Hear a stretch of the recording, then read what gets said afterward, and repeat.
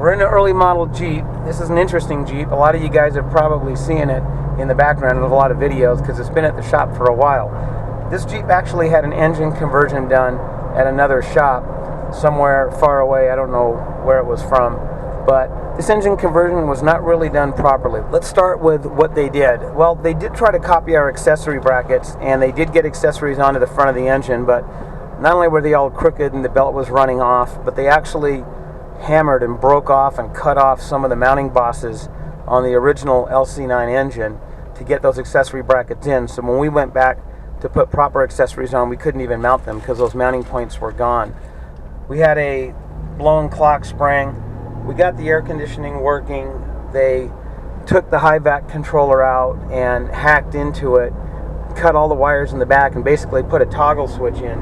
So we removed that, fixed all the wires.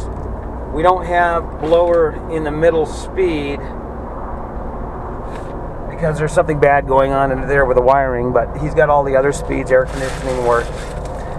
The wiring was nothing short of a mess, meaning the radiator wiring, the Jeep computer I don't believe was even installed in this vehicle. We got the CAN bus back online, we got everything working. We're going to install an airbag in this. As you can see, the airbag light is on and the brake lights are on. Brake lights are on because the front harness was cut up. This is a Rubicon, and the wheel speed sensors and the locker wires were all hacked up to be, I don't know, made manual controlled or something. So we got a new harness coming for that. But the good news is we've got it on the road and it runs pretty good. We installed the billet accessory drive successfully. We installed our CAN module, so everything is working.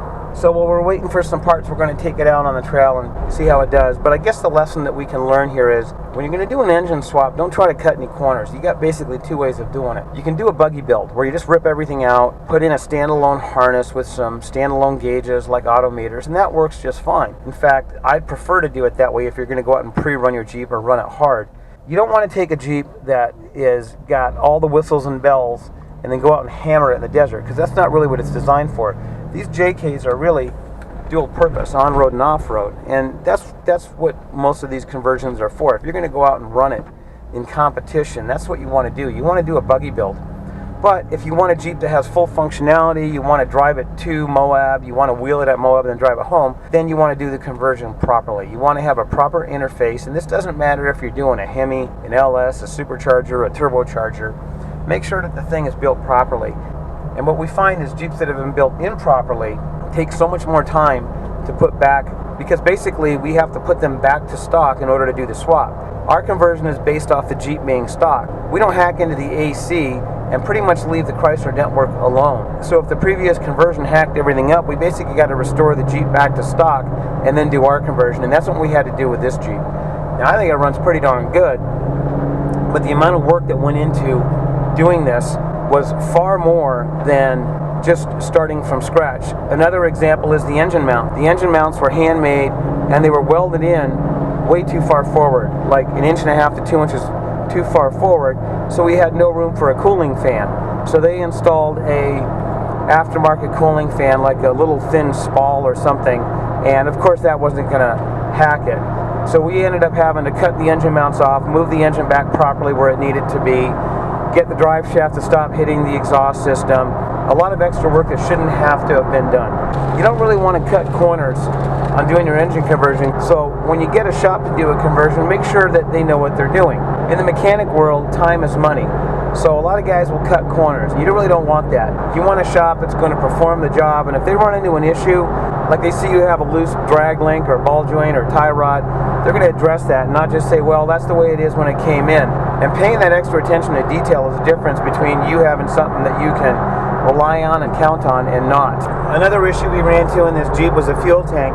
It had struts welded in and the fuel tank caught on fire. And when they put it back together, it had gaping holes and lack of fuel pressure wouldn't allow the engine to start properly. In addition, the vehicle was probably welded on with the computer in place because we had P0600 codes, which caused the computer to go into a limp mode. So when you add all these issues up, it's just really not worth trying to do one of these jobs halfway. Do it right the first time, and it takes a lot of time to correct the issues and then bring it back to where it needs to be.